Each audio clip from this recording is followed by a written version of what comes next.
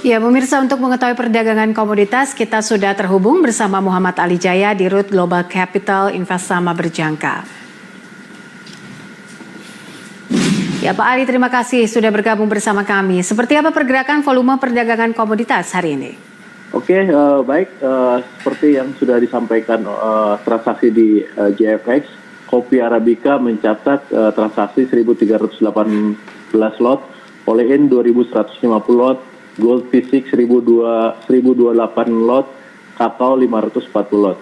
Dan untuk produk finansial, forex mencapai 2.553,9 lot, indeks 2.932,2 lot, local London 15.706,6 lot, energi 3.614,4 lot, dan precious metal itu 7,2 lot. Demikian Bu Popi. Iya, lalu dampak pelonggaran lockdown ini dan perkembangan COVID-19 ini terhadap komoditas hingga akhir pekan seperti apa? Baik, seperti diketahui beberapa negara sudah melakukan relaksasi lockdown seperti Malaysia, Prancis, Italia, bahkan Amerika Serikat. Ya, dengan adanya pelonggaran lockdown tersebut, ekonomi akan kembali bergeliat dan permintaan komoditas juga diharapkan akan meningkat. Salah satu sentimen positif dari pelonggaran lockdown bisa kita lihat dari pergerakan harga minyak yang saat ini sudah naik 2 kali lipat setelah anjlok ke level terendah di $12 per barel. Naiknya harga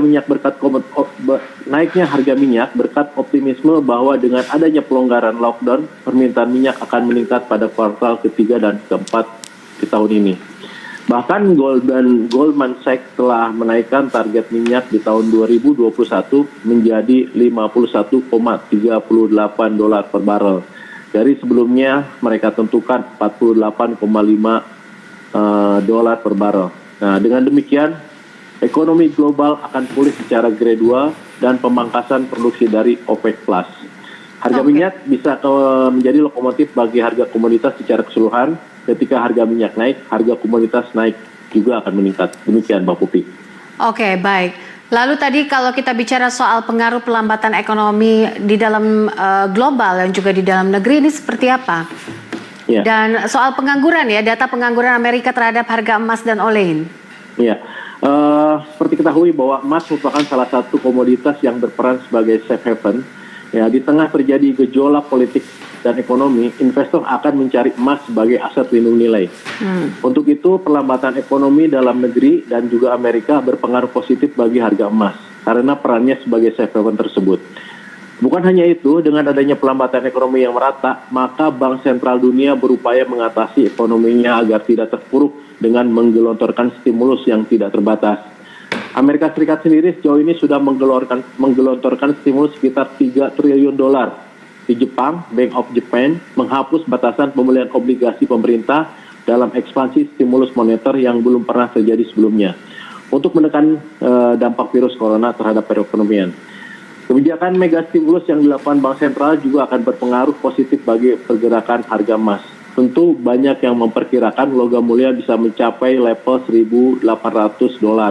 Bahkan Bank of America dalam risetnya yang diberi judul The Fed Cannot Print Gold memperkirakan harga emas bisa naik hingga mencapai $3.000 dalam 8 bulan ke depan. Sedangkan untuk pergerakan olein di mana produk komoditas sawit ini menjadi andalan ekspor Indonesia, dampak pelambatan ekonomi ini bisa menyebabkan lemahnya permintaan. Namun begitu, dengan adanya pelonggaran lockdown yang diterapkan beberapa negara, kegiatan ekspor impor diharapkan akan kembali berjalan dan mengangkat harga olein. Demikian, Bu Popi. Oke, baik.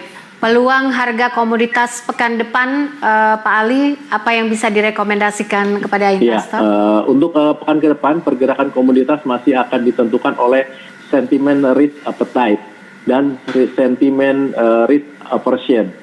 Sentimen risk appetite ini bisa meningkat jika semakin banyaknya negara-negara yang melakukan relaksasi lockdown.